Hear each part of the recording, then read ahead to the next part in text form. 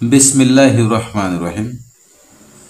সুপ্রিয় নবম ও দশম শ্রেণীর শিক্ষার্থী, ফারুক স্যার এমএসসি ইউটিউব চ্যানেলের পক্ষ থেকে তোমাদের সকলকে জানাই আন্তরিক সালাম ও শুভেচ্ছা। আসসালামু আলাইকুম রহমতুল্লাহ।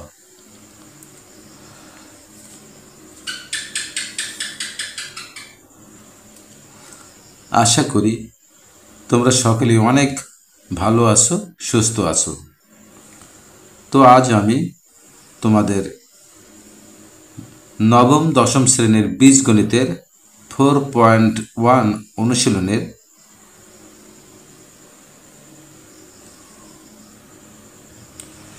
আরও একটা ভিডিও নিয়ে হাজির হয়েছি। গত ভিডিওতে আমি আমাদের অনুশীলনে 4.1-এর 1 থেকে 9 পর্যন্ত যে সমস্যাগুলি ছিল সেগুলি সমাধান করেছিলাম। আজ আমি এই 4.1-এর দ্বিতীয় ভিডিওটি অর্থাৎ 10 থেকে আবারও বাকিগুলো সম্পন্ন করার জন্য হাজির হয়েছে। আশা করি তোমরা সবাই আমার সাথে থাকবে, আমার ভিডিওটি দেখবে এবং আমার কথাগুলো অত্যন্ত মনোযোগ সহকারে শুনবে। তো চলো দেখি এখানে আমাদের 10 দাগে কি বলছে। এখানে দেখো 10 দাগে আমাদের এখানে দেওয়া আছে, একটা সমস্যা দেওয়া আছে। এইটা সমান এখানে হাফ 1/2, অর্থাৎ এটাকে হাফ বলা যায়। হাফ প্রমাণ করতে হবে বা দেখাতে হবে। তো আমরা শুরুতেই বাম পাশে যে সমস্যাটা আছে এটাকে আমরা বাম পক্ষ ধরে নিব এবং ডান পাশে যেটা আছে সেটাকে আমরা ডান পক্ষ ধরে নেব। এখন এই বাম পাশে যেটা আছে এই রাশিগুলোকে যদি আমরা ক্যালকুলেশন করে এই যে ডান পাশে যে 1/2 বা হাফটা আছে এটা যদি আমরা এখানে তৈরি করতে পারি তাহলে আমাদের এই ক্যালকুলেশনটা কি সঠিক হবে। দেখো এখানে বাম পাশে যেটা ছিল, যে রাশিগুলি ছিল, এটাকে আমি বাম পক্ষ ধরে নিয়েছি। আর এই বাম পক্ষকে ক্যালকুলেশন করে যদি আমরা এখানে 1/2 অর্থাৎ হাফ প্রমাণ করতে পারি তাহলে আমাদের সমস্যাটা সমাধান হবে। তো আমরা দেখো বাম পক্ষ যেটা ছিল এটাকে আমরা এখানে লিখে নিয়েছি। এটাকে এখন আমরা ক্যালকুলেশন করব। তো ক্যালকুলেশনের শুরুতে আমি একটু বলে নিতে চাই যে দেখো এখানে কতগুলো বেজ এখানে আছে। বেজ বা ভিত্তি, আমরা সাধারণত এটাকে বেজ বলে থাকি, বাংলায় এটাকে ভিত্তি বলা হয়। এখন এখানে 2 আছে বেজ, এখানে 3 আছে বেজ, এখানে 5 আছে বেজ, কিন্তু এখানে আছে 6। আবার নিচে আছে 3 বেজ, এখানে আছে 6, এখানে আছে 10, এখানে আছে 15। এখন একটা বিষয় আমাদেরকে খেয়াল করতে হবে যে আমরা মৌলিক সংখ্যাগুলো দেখেছি, যে কি কি মৌলিক সংখ্যা আছে সেগুলো আমরা একটু দেখে নেই। মৌলিক সংখ্যাগুলো হলো,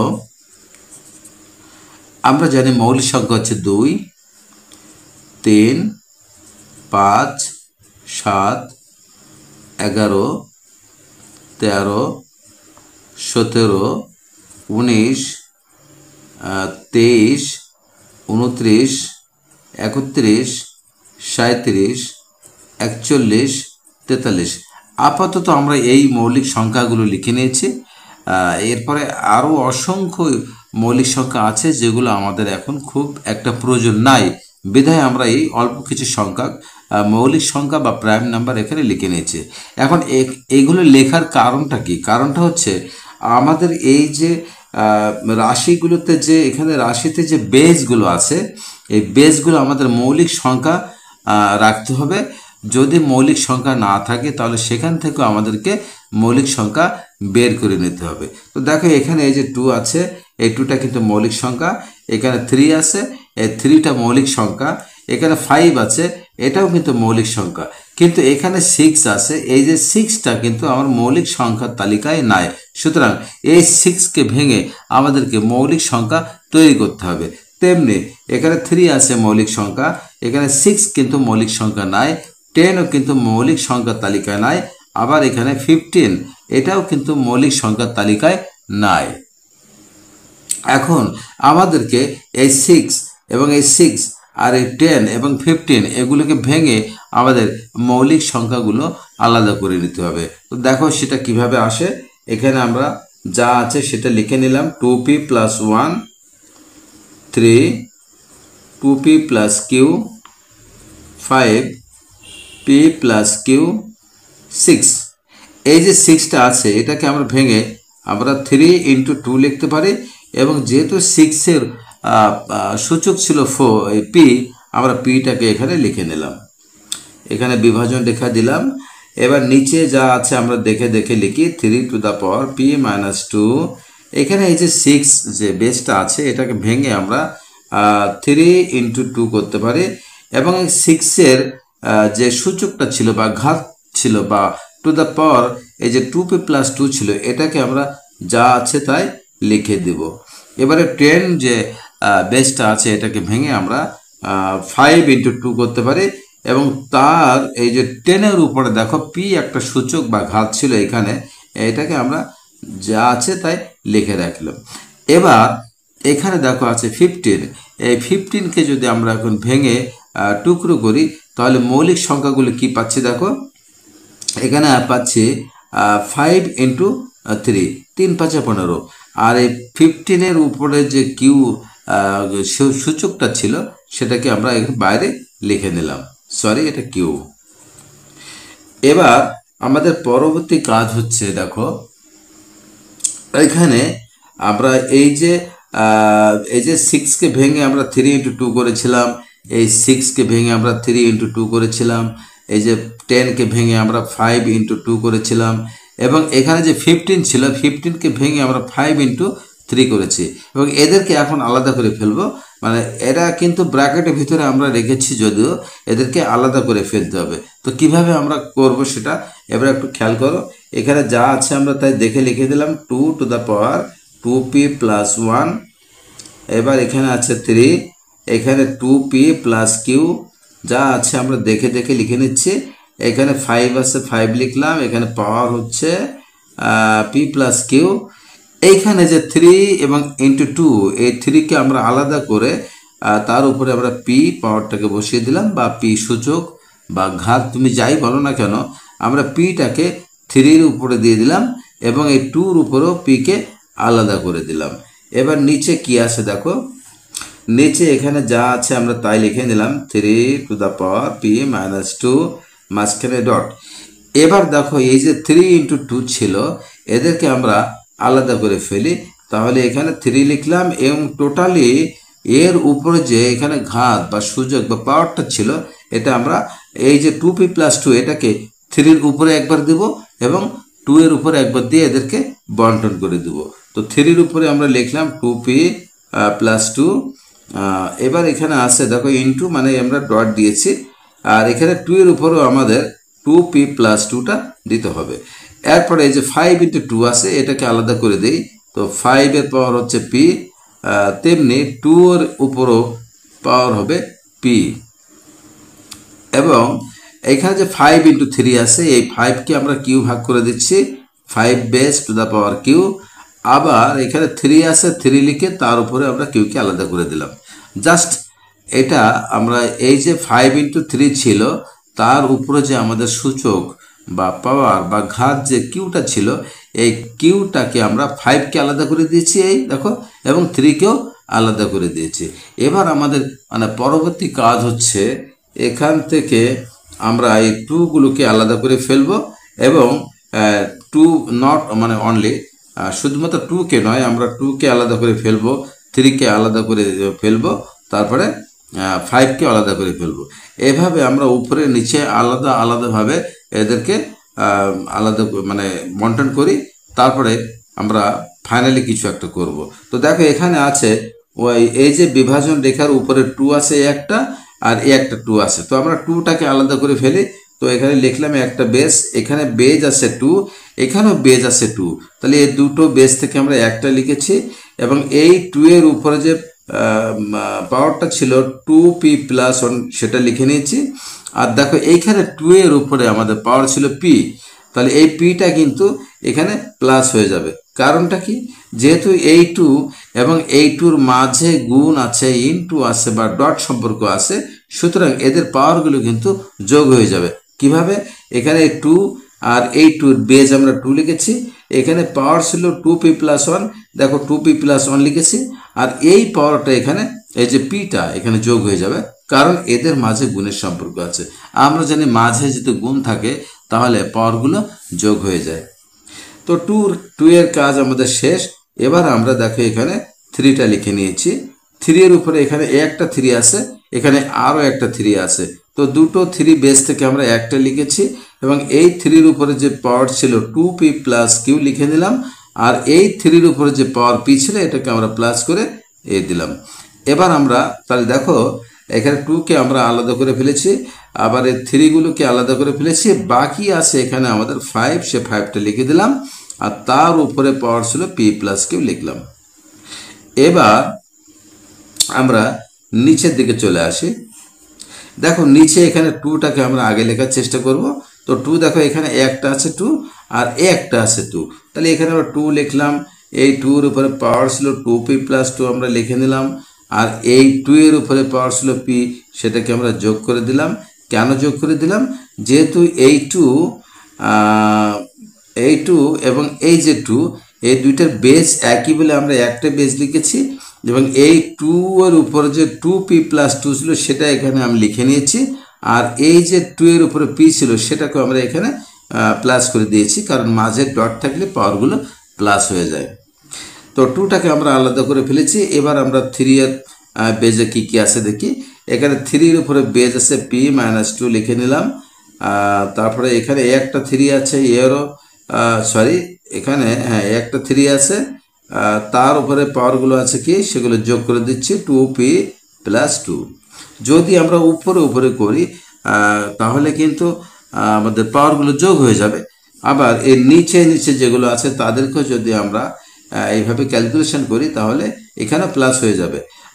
যখন উপর থেকে নিচে আসব, আমি আবারও বলছি, যখন উপর থেকে নিচে আসব তখন আমাদেরকে মাঝে মাইনাস করে দিতে হবে। তো দেখো এখানে আমরা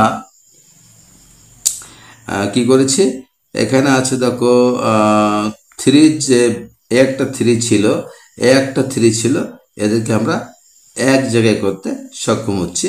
তো প্রথমে আমি দেখো এই থ্রিটা লিখেছি, একটা বেস একটা বেস একটা বেস, তো তিনটা থ্রি বেস ছিল, আমি একটা লিখেছি, আর এখানে ছিল পি মাইনাস টু লিখেছি, আর এখানে ছিল টু পি প্লাস টু সেটা লিখে নিয়েছি, আর লাস্টে দেখো এখানে একটা কিউ আছে সেটাকেও আমরা যুক্ত করে দিলাম। এবার আমাদের ফাইভ বেজ নিয়ে কথা। তো ফাইভ এখানে দেখো একটা আছে, তাহলে ফাইভ বেজটা লিখে দিলাম এবং এদের পাওয়ারগুলিকে আমার যোগ করে নিতে হবে। তো পি এর পাওয়ার ছিল এখানে ফাইভের পাওয়ার ছিল পি, আর এখানে ফাইভের পাওয়ার ছিল কিউ, তাহলে পি এবং কিউ আমরা যোগ করে দিলাম, কারণ এদের মাঝে সম্পর্ক গুণ। এখন আমাদের কাজ হলো যে উপরে যে টু আছে এবং নিচে যে টু বেসটা আছে তাদেরকে ক্যালকুলেশন করা। তো যেহেতু উপরে একটা টু আছে নিচে একটা টু আছে, তাহলে আমাদের কাজ কি, এবার আমরা আমাদের উপরে যে টু বেসটা আছে আর নিচে যে টু বেসটা আছে এই দুইটা বেসকে আমরা একটা লিখে নিলাম, আর উপরে যে পাওয়ারগুলো আছে সেগুলো আমরা একবারে লিখে নিচ্ছি। এখানে টু পি আছে এবং এখানে একটা পি আছে, তাহলে টু পি এবং একটা পি হলো কি একেবারে থ্রি পি, তার সাথে ছিল প্লাস ওয়ান, এখানে বসিয়ে দিলাম। এখন যেহেতু নিচে আমরা চলে আসছি, নিচে যে টু বেসটা ছিল তার যে পাওয়ারগুলো আছে এই পাওয়ারগুলো কিন্তু উপরে গেলে মাইনাস হয়ে যাবে, তাহলে কি হবে দেখো এখানে এই টু পি আর এই যে ওয়ান পি দুটো মিলে হলো থ্রি পি, এখানে থ্রি পি লিখে দিয়েছি। আর যেহেতু উপর থেকে নিচে আসছে বা নিচের পাওয়ারগুলো উপরে যাচ্ছে তখন এটা মাইনাস হয়ে যাবে, তখন আমাদের কাজ হলো যে এই যে টু পি এবং একটা পি থ্রি পি লিখেছি, আর সাথে যে প্লাস টু ছিল এটা কিন্তু মাইনাস হয়ে যাবে, আমরা এখানে মাইনাস টু করে দিয়েছি। এবার আমরা থ্রি বেসগুলো এক জায়গায় করি। দেখো উপরে থ্রি আছে একটা আর নিচে আছে আরও একটা, তো যখন উপর থেকে নিচে আমরা যখন হিসাব নিকাশ করি তখন এই একটা বেজ আমরা লিখেছি, আর উপরের যে পাওয়ারগুলো আছে এটা লিখে নিলাম টু পি এবং এখানে ওয়ান পি, তাহলে কি হলো 3p আর সাথে আমাদের ছিল কিউ লিখে নিলাম। এখন যেহেতু নিচে নামছি এবং নিচের পাওয়ারগুলো আমরা এখানে লিখবো, তাহলে অবশ্যই মাইনাস হয়ে যাবে। তো এখানে একটা পি এবং 2p, তাহলে কি হলো এখানে 3p। তো যেহেতু মাইনাস হবে আমরা মাইনাস করে দিলাম 3p। দেখো এখানে আমি আর একটা কথা বলি, এখানে -2 ছিল +2 ছিল, এটা কেটে দিলাম। তো দেখো এখানে একটা পি আছে, এখানে আছে দুইটা পি, তো টোটাল এখানে 3p হলো। আমরা এখানে 3p লিখেছি এবং মাইনাস করে দিয়েছি। কেন মাইনাস করেছি? যদি নিচ থেকে পাওয়ারগুলো উপরে যায় তাহলে মাইনাস হয়ে যায়। তেমনি এখানে কিউ এর আগে প্লাস ছিল, এখানে আমরা মাইনাস করে দিয়েছি। এবার আমরা আসি আমাদের 5 বেজের যে সূচকগুলো ছিল সেগুলো ক্যালকুলেশন করি। তো দেখো উপরে 5 এর পাওয়ার ছিল p প্লাস কিউ, আমি লিখে নিয়েছি p প্লাস কিউ। আর নিচে দেখো 5 এর যে পাওয়ারগুলো ছিল সেটা ছিল p প্লাস কিউ। তাহলে এটা কিন্তু যখন নিচের থেকে পাওয়ারগুলো উপরে গিয়ে বসবে তখন অবশ্যই সূত্র অনুযায়ী মাইনাস হয়ে যাবে, তখন এই p এবং এই কিউ এর আগে মাইনাস হয়ে যাবে। এখন আমাদের কেটে কুটে ছোট করার পালা। তো দেখো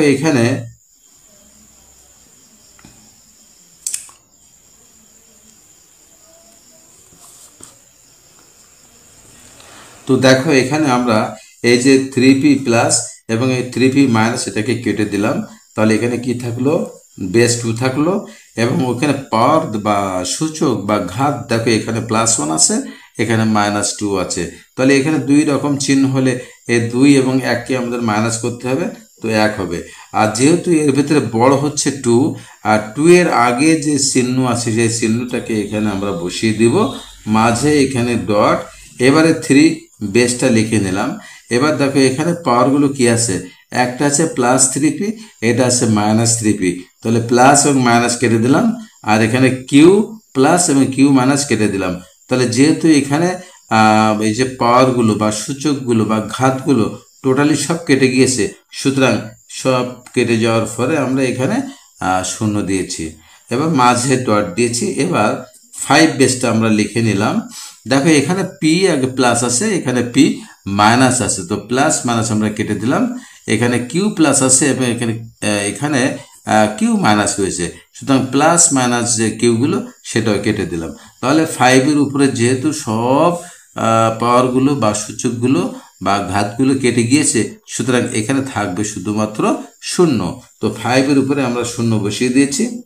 দেখো এখানে এই যে 2 টু দ্য পাওয়ার -1 রয়েছে, -1 বা যদি ইনভার্স থাকে তাহলে এটাকে উপরে আমাদের 1 দিতে হয় এবং এর নিচে 2 এবং তার উপরে একটা 1 পাওয়ার দিতে হয়। অবশ্য 1 পাওয়ারটা না দিলেও কোনো সমস্যা হয় না, তবু আমি তোমাদেরকে বোঝানোর জন্য এখানে 2 এর পাওয়ার 1 দিয়েছি। এবার এখানে 3 এখানে টু দ্য পাওয়ার 0 আছে। এটা সূচকের নিয়ম, যদি কোনো বেজের উপরে পাওয়ারগুলো বা ঘাতগুলো বা সূচকগুলো যদি 0 থাকে তাহলে সেক্ষেত্রে 1 হয়ে যায়। তেমনি 5 এর উপরে দেখো পাওয়ার বা ঘাত বা সূচক 0 আছে বা 0 আছে, তাই এটারও মান 1 হয়ে যায়। তাহলে টোটালি কি আসলো? এখন নিচে দেখো এখানে প্রথমে আছে 1/2, আমরা 1/2 লিখেছি, আর এই পাওয়ার 1 এটার কোনো ভ্যালু নাই। আর সাথে যদি 1 এবং 1 যদি আমরা গুণ করে দেই তাহলে কি পাবো? টোটালি আমরা পাচ্ছি, এখানে 1 গুলো কিন্তু উপরে আছে, সুতরাং 1 1 1 1 1 1 লিখেছি আর নিচে 2 লিখেছি। এখন এই কিন্তু 1/2 অথবা হাফ কিন্তু আমরা এখানে প্রমাণ করতে বলেছিল, আমরা কিন্তু ঠিকই বাম পক্ষকে ক্যালকুলেশন করে আমরা হাফ করতে পেরেছি, সুতরাং বাম পক্ষ সমান আমরা ডান পক্ষ লিখতে পারি। এবং যেহেতু এটা প্রমাণ করতে বলছে তাহলে এখানে লিখব প্রমাণিত। আশা করি আমার প্রাণপ্রিয় সকল ছাত্রছাত্রী বিষয়টা বুঝতে পেরেছে। তো যদি এটা তোমাদের বুঝতে সমস্যা হয় তোমরা বারবার এই ভিডিওটাকে টেনে দেখবে অথবা পাস করে করে এটা তোমাদের খাতায় লিখে ভালোভাবে বোঝার চেষ্টা করবে। আশা করি তোমাদের অসুবিধা হবে না। এবার আমরা দেখো আমাদের 11 নম্বর যে সমস্যাটা রয়েছে সেটা নিয়ে হাজির হয়েছি। 11 নম্বরে কি আছে দেখো, এখানে একটা রাশি দেওয়া আছে এবং এইটাকে আমাদেরকে 1 প্রমাণ করে দেখাতে হবে বা 1 সমাধান করে দেখাতে হবে। তো আমরা বাম পাশে যেটা ছিল এটাকে আমরা বাম পক্ষ ধরে নিয়েছি, বাম পক্ষ লিখে নিয়েছি, বাম পাশে যেটা আছে এটাকে ক্যালকুলেশন করে যদি আমরা 1 তৈরি করতে পারি বা 1 গঠন করতে পারি তাহলে আমাদের এই সমস্যাটা সমাধান করা সম্ভব হবে। তো দেখো এখানে বাম পক্ষ কি আছে আমরা লিখে নিয়েছি। পরবর্তী কাজ হচ্ছে দেখো এইখানে উপরে বেজ আছে এ, নিচেও বেজ আছে এ, আর উপরে পাওয়ার আছে এল, নিচে পাওয়ার আছে এম। এটাকে পাওয়ার বলতে পারি, এটাকে আমরা ঘাতও বলতে পারি, অথবা এটাকে আমরা সূচকও বলতে পারি। তো যে যাই বলো না কেন এখানে বেস কিন্তু এ এবং এদের পাওয়ার বা সূচকগুলো হচ্ছে এল এবং এম। একটা কাজ করি, এখানে যেহেতু উপরেও এ আছে বেস, নিচেও বেজ আছে এ, তাহলে আমরা এই দুইটা বেস থেকে একটা করে নিই এবং উপরে যে পাওয়ারটা ছিল বা সূচকটা ছিল এল সেটাকে লিখে নিলাম। আর যেহেতু আমরা উপর থেকে নিচে আসছি, অর্থাৎ নিচের যে সূচকটা ছিল এই সূচকটা যখন পাশে উপরে উঠে যাবে তখন কিন্তু মাইনাস হয়ে যাবে, আমরা এই সূত্র থেকে জেনে আসছি। তো কি হলো, এখানে আমরা লিখতে পারি এল মাইনাস এম, অর্থাৎ উপরে এর সূচক ছিল এল আর নিচে এর সূচক ছিল এম, তাহলে এল এবং এম কিন্তু মাইনাস করতে হবে, আমরা মাইনাস করে দিয়েছি। দেখো টোটালি এখানে কিন্তু একটা বাইরে একটা সূচক ছিল এন, সেটাকে আমরা লিখে নিলাম। এখানে মাঝে আছে ইনটু বা ডট, সেটাকে বসিয়ে দিলাম। এবার আবারও ঠিক আগের মতো করে এখানে দেখো এ আছে বেস, এখানেও আছে এ বেস, তাহলে আমরা একটা বেসকে লিখে নিলাম। আর এখানে দেখো উপরে সূচক আছে এম আর নিচে সূচক আছে এন, তাহলে এই এম এবং এন যেহেতু উপর থেকে নিচে আসছে তাহলে মাইনাস করতে হবে, লিখলাম এখানে এম মাইনাস এন। আর টোটালি দেখো এখানে বাইরে একটা সূচক এখানে এল ছিল, আমরা এটাকে লিখে নিলাম, মাঝে ডট আছে ডট বসিয়ে দিলাম। এখানে দেখো ঠিক আগের মতো উপরেও একটা বেস এ আছে, নিচেও একটা বেস এ আছে, যেহেতু একই রকম বেজ আছে তাহলে আমরা একটাকে লিখে নিলাম। এবার উপরে আছে এন আর নিচে যে সূচকটা আছে সেটা কিন্তু অবশ্যই মাইনাস হয়ে যাবে। তো টোটাল মিলে দেখো এইটার বাইরে আরও একটা সূচক আছে এম, আমরা লিখে নিয়েছি। এবার আমাদের কাজ হলো এই যে এ বেসটা আছে এটাকে লিখে নেওয়া এবং এ বেজের ভিতরে যে সূচকটা ছিল এল মাইনাস এম তার সঙ্গে বাইরে যে এন সূচকটা আছে এটা কিন্তু গুণ হয়। আমি আগেই বলেছি যে কোনো বেজের ভিতরে যে পাওয়ারটা থাকে বা সূচকটা থাকে আর বাইরে যে সূচক থাকে এই দুটো কিন্তু গুণ করতে হয়। তাহলে এন এর সঙ্গে এল গুণ করলে হবে এল এন, আর মাঝে মাইনাস বসিয়ে দিলাম, আর এম এর সঙ্গে এন গুণ করলে আমরা পাচ্ছি এম এন। ব্যাস, এটা কিন্তু আমাদের গুণ করা শেষ হয়ে গেল। মাঝে এখানে ডট আছে, ডটটা বসিয়ে দিলাম। যেহেতু এখানে বেজ আছে আমি আবারও এ বেজ লিখে নিছি। এবার দেখো এই এম মাইনাস এন এর সঙ্গে বাইরে যে সূচক আছে তার গুণ হবে, তাহলে এম এবং এল গুণ করলে হবে এল এম, মাঝে মাইনাস বসিয়ে দিলাম। এবারে এন এর সঙ্গে এল যুক্ত হলে কি হবে, এটা হবে এল এন, এখানে ডট আছে বসিয়ে দিলাম। তেমনি এখানে দেখো এ আছে বেজ, আমরা এ বেজটাকে লিখে নিয়েছি, আর ভিতরে আছে এন মাইনাস এল সূচক আর বাইরে আছে এম, এটাকে অনেক সময় বলা হয় সূচকের সূচক। তো এখানে এন মাইনাস এলকে আমরা এম দিয়ে গুণ করলে পাচ্ছি যে এম এন, মাঝে মাইনাস, আর এল এবং এম কে গুণ করলে আমরা পাচ্ছি এল এম। এবার দেখো যেহেতু প্রত্যেকটা ক্ষেত্রে এখানে এ বেজ আছে, দেখো একটা বেজ এ আছে, একটা বেজ আছে এ, এখানে আরও একটা বেজ এ আছে।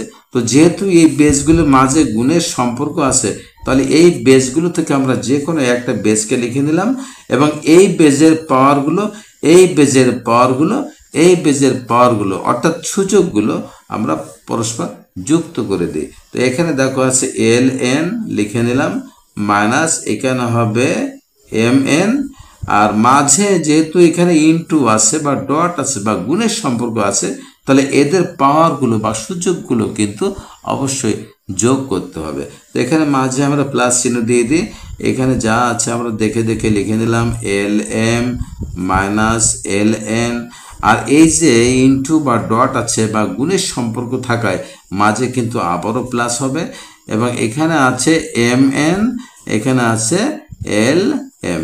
এখন আমাদের কিন্তু কেটে ছোট করার পালা। তো আমরা সেটা পারি কিনা একটু খেয়াল করি। দেখো এখানে এল এন প্লাস আছে, এখানে আর আছে কিনা দেখো, এ একটা এল এন, দেখো এ একটা এল এন আছে আর এ একটা এল এন আছে। আমি একটু লাল কালি দিয়ে মার্ক করে দিচ্ছি। এখানে এ আছে এল এন, এখানে আছে এল এন। দেখো এইটার আগে কোনো চিহ্ন না, মানে প্লাস, আর এইটার আগে আছে মাইনাস। তো প্লাস মাইনাস যদি আমরা কেটে দিই তাহলে কেটে দেওয়া সম্ভব। এই এবার দেখো এখানে আছে মাইনাস এম এন। তো এম এন এখানে আর কোথাও আছে কিনা আমরা দেখি। দেখো এ একটা এম এন মাইনাস আর এ একটা এম এন প্লাস। তো যেহেতু এম এন, এটাও এম এন, এটার আগে মাইনাস এটার আগে প্লাস আছে, ভিন্ন ভিন্ন চিহ্ন হলে একই জিনিস কেটে যায়। আমি এদেরকে এইভাবে কেটে দিলাম, প্লাস মাইনাসে কেটে দিলাম। এবার দেখো এখানে আছে এল এম প্লাস, এখানে এল এম আছে মাইনাস। তো এটা প্লাস মাইনাস একই জিনিস কেটে দিলাম। তাহলে আমাদের এ বেজের উপরে থাকলো 0, আর 0 মানে হচ্ছে এটা 1 উত্তর হবে। দেখো আমরা বাম পাশে যেটা ছিল, অর্থাৎ বাম পক্ষ যেটা ছিল সেটাকে আমরা কিন্তু ক্যালকুলেশন করে 1 পেয়েছি, এবং এখানে 1 করতে বলেছিল। তো যেহেতু আমরা বাম পাশের পুরো রাশিটাকে ক্যালকুলেশন করে আমরা 1 করতে পেরেছি, সুতরাং এখানে লেখা যায় যে অতএব বাম পক্ষ সমান ডান পক্ষ। এবং যেহেতু এটা প্রমাণ করতে বলেছে, তাহলে আমরা ডান পাশে লিখে নেব প্রমাণিত। আশা করি আমার প্রাণপ্রিয় সকল ছাত্রছাত্রী এটা অত্যন্ত ভালোভাবে বুঝতে পেরেছে। আর যদি বুঝতে কোনো কষ্ট হয়ে থাকে তাহলে অবশ্যই আমাকে কমেন্ট করে জানাবে। আমি আবারও বা পরবর্তীতে নতুন কোনো ভিডিওতে তোমাদের এই বিষয়টা আরও সহজ করে তুলে ধরার চেষ্টা করব। এখন বিষয় হলো যে এই বিষয়টা যদি তোমাদের বুঝতে কষ্ট হয়, তোমরা আপাতত এটাকে পাস করে দিয়ে অথবা ভিডিওটা বারবার দেখে তোমরা মোটামুটি তোমাদের মানে মেমোরিতে আয়ত্ত করতে পারো। তবে হ্যাঁ, এর আগে যে 10টা সমস্যা আমরা সমাধান করেছি সে তুলনায় এই 11 নম্বর যে সমস্যা আছে এটা কিন্তু অনেকটা সহজ এবং একই রকম, একই ক্যাটাগরির এখানে। আচ্ছা যাক, তাহলে এবার আমরা আসি আমাদের পরবর্তী নাম্বার আছে 12 দাগের সমস্যা নিয়ে। দেখো এইখানে 12 দাগে যে সমস্যা আছে আমরা নিজেরা একটু বোঝার চেষ্টা করি। ঠিক আগে যে ক্যালকুলেশনটা করেছি 11 দাগের মতো প্রায়, তবু আমি এটাকে তোমাদেরকে আর একটু নতুন করে বোঝানোর চেষ্টা করছি। তো দেখো এখানে আছে বাম পাশে যে এটা অবশ্য একটা সমীকরণ।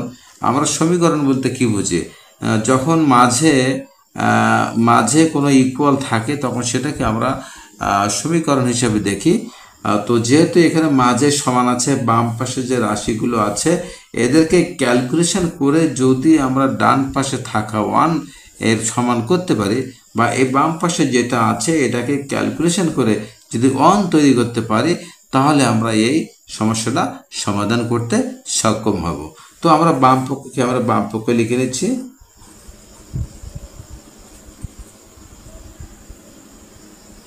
এবার আমাদের পরবর্তী কাজ হচ্ছে, দেখো উপরে আছে বেজ এ, নিচেও আছে বেজ এ।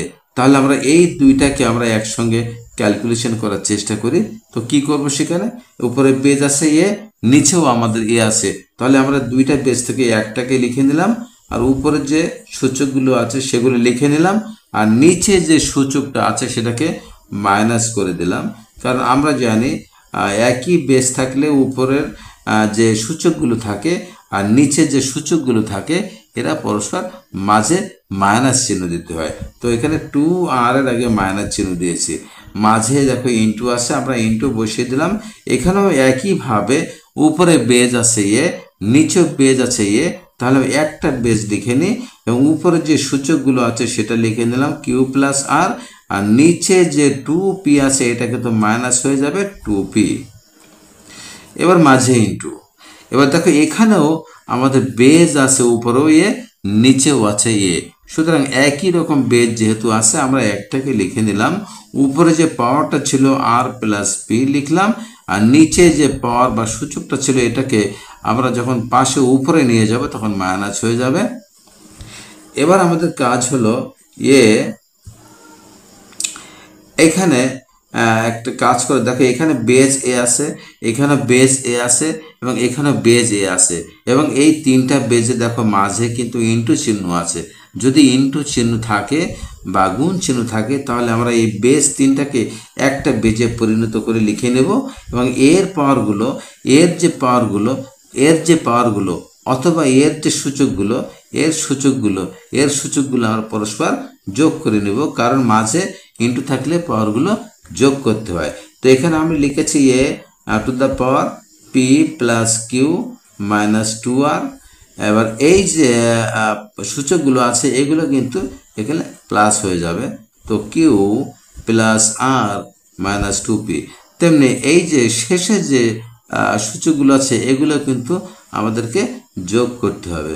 তো আমি এখানে লিখে নিয়েছি, দেখো আর প্লাস পি মাইনাস 2q। অনেকে বলতে পারে স্যার এখানে মাঝে প্লাস দিলেন কেন? হ্যাঁ, যেহেতু এরা পাশাপাশি আছে বা গুণ আকারে আছে তাহলে এদের পাওয়ারগুলো কিন্তু যোগ হয়ে যাবে, কিন্তু এই গুণের জায়গায় যদি কখনো ভাগ থাকতো বা ডিভাইডেড থাকতো বা ডিভিশন থাকতো তাহলে অবশ্যই আমরা এই প্রত্যেকটা এখানে যে সূচকগুলো আছে এদের মাঝে বিয়োগ চিহ্ন দিতাম। তো দেখো এখানে আমরা বেস এটাকে লিখে নিয়েছি। এখন এই যে দেখো একটা পি আছে আর এ একটা পি আছে, তাহলে দুইটা প্লাস পি, তাহলে আমরা এটাকে এই যে দুইটা মাইনাস পি আর এই দুইটা প্লাস পি কেটে দিলাম। এখানে দেখো কিউ আছে একটা প্লাস, একটা কিউ আছে প্লাস, আর এখানে 2q আছে মাইনাস, সুতরাং এই দুইটা এই একটা কেটে গেল। আশা করি তোমরা বুঝতে পারছো। আর এরপরে আর আছে দেখো 2r মাইনাস, এখানে আর একটা প্লাস, এখানে আর একটা প্লাস, তো এই একটা প্লাস আর একটা প্লাস আর, তো দুটো প্লাস আর হলো, আর তাহলে দুইটা মাইনাস আর এখান থেকে কেটে যাবে, তাহলে এগুলো কেটে দিলাম। তাহলে যেহেতু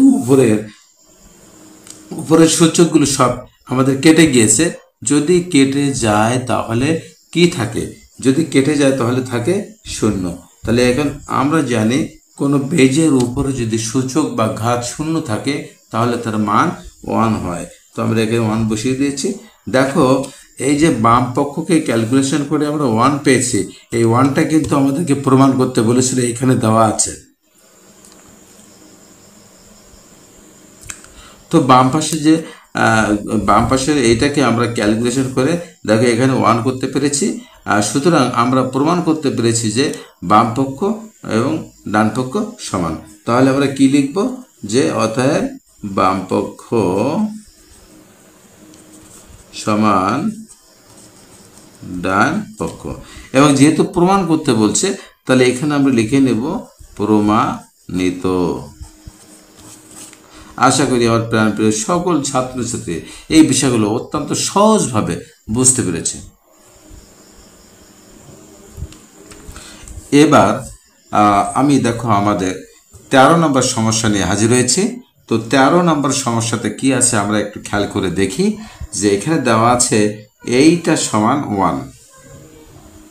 তো যেহেতু এইটা সমান 1 দেওয়া আছে তাহলে আমাদেরকে এই বাম পাশে যেটা আছে এইটাকে ক্যালকুলেশন করে আমাদের 1 প্রমাণ করতে হবে। তো 1 যদি তৈরি করতে পারি তাহলে আমরা প্রমাণ করতে সক্ষম হব। তো আমার বাম পাশে যেটা ছিল, যে রাশিটা বা রাশিগুলো ছিল এদেরকে আমি লিখে নিয়েছি এবং এটাকে আমরা বাম পক্ষ ধরে নিয়েছি।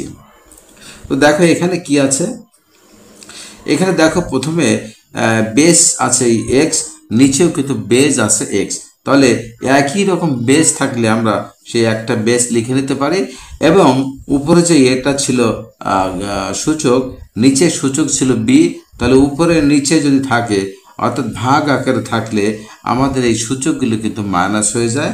আমরা লিখলাম এ মাইনাস বি, এবং তার সঙ্গে কিন্তু আমাদের এই যে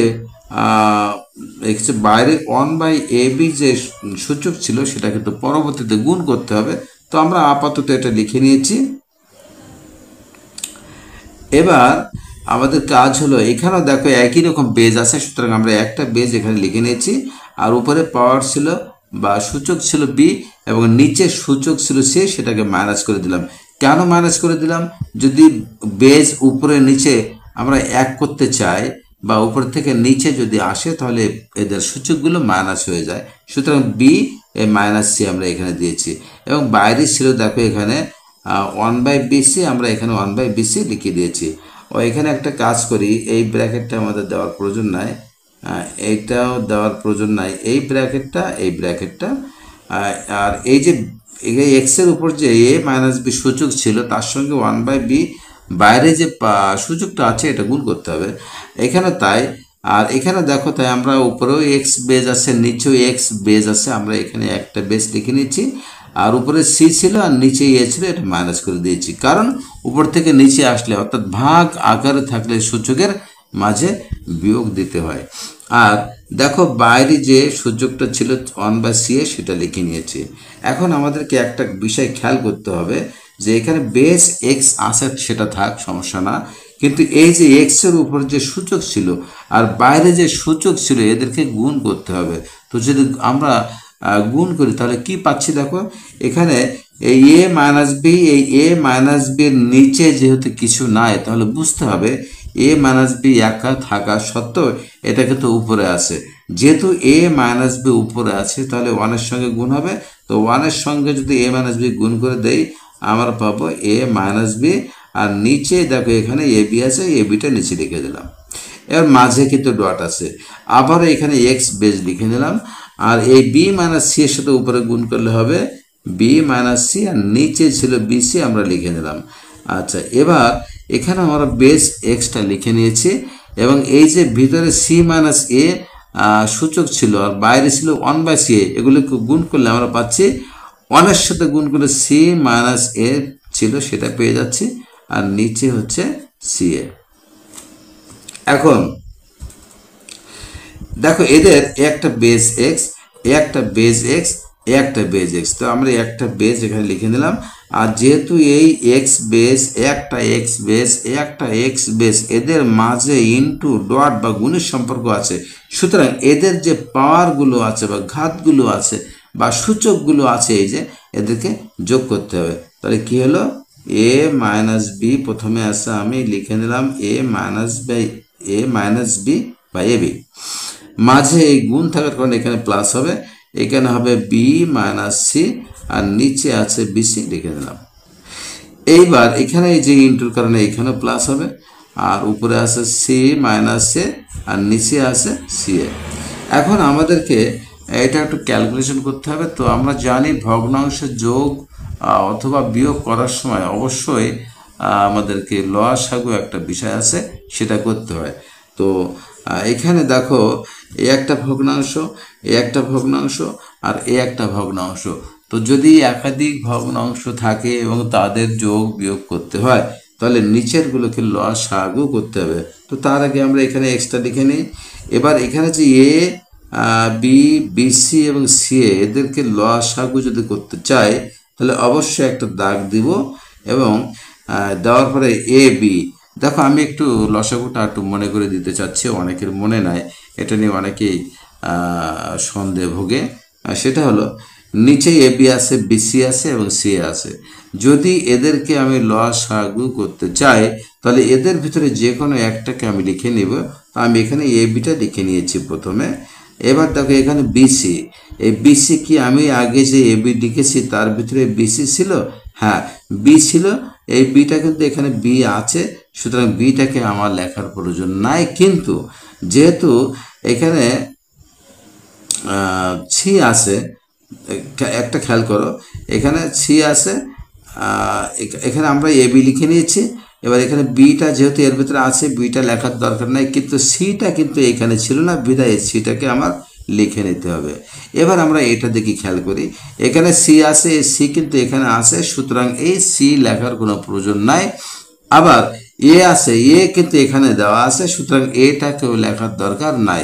তাহলে টোটালি কিন্তু আমরা এর নিচে যে এ বি বিসি এবং সি এ ছিল তাদেরকে লসাগু করে আমরা এবিসি পেয়েছি। এখন এবিসিকে আমাদের নিয়ম কি? পরবর্তী নিয়ম হলো এই যে লসাগু এবিসি পেয়েছি তাকে নিচে এবি আছে তাই দিয়ে ভাগ করা। তো এ বি দ্বারা যদি আমরা এবিসিকে ভাগ করি তাহলে এ কেটে যাবে, বি বি কেটে যাবে, থাকবে সি।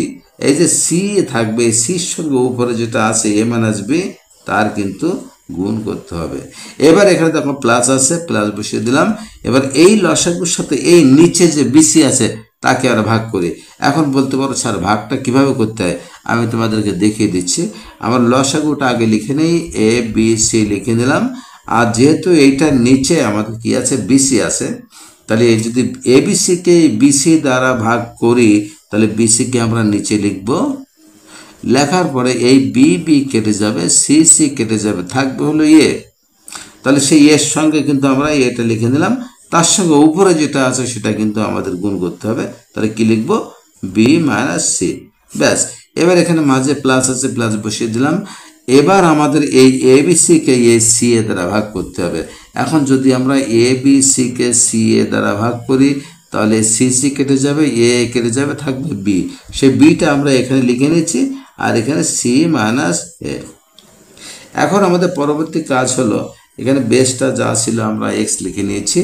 এবার এই সিটাকে এর সাথে গুণ করে দাও।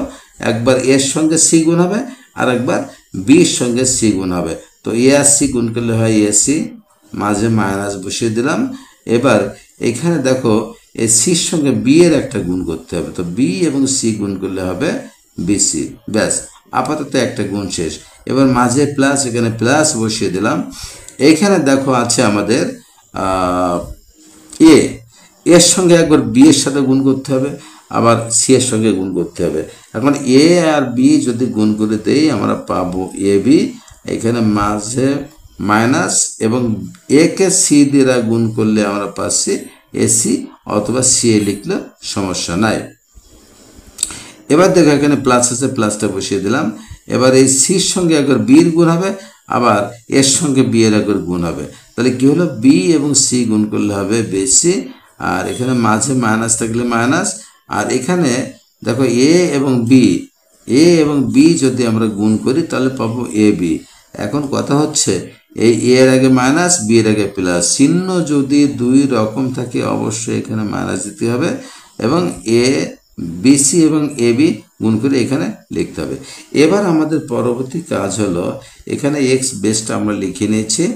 এবার এখানে দেখো এসি আছে প্লাস, মাইনাস কেটে দিলাম। এখানে এ বি প্লাস, এখানে এ বি মাইনাস কেটে দিলাম। এখানে বিসি মাইনাস এবং বিসি প্লাস কেটে দিলাম। তবে যার সবগুলো কেটে যায় তার কি হবে, এখানে শূন্য। আর যখনই কোনো বেজের উপরে শূন্য থাকে তখন সেটার মান হয়ে যায় 1। এটাই। এখন যেহেতু আমাদেরকে বলেছে প্রমাণ করতে, তাহলে কি লিখবো, যে অতএব বামপক্ষ সমান ডান পক্ষ। আর যেহেতু প্রমাণ করতে বলেছে তাহলে কি লিখবো, প্রমাণিত। আশা করি আমার প্রাণপ্রিয় সকল ছাত্রী এটা বুঝতে পেরেছে। এটা নিয়ে আর কোনো ডাউট থাকার কথা না। তারপরও যদি থেকে থাকে তাহলে আমাকে জানাবে, অবশ্যই আমি পরবর্তী ভিডিওতে এটাকে আরও সহজ করে দেওয়ার চেষ্টা করব।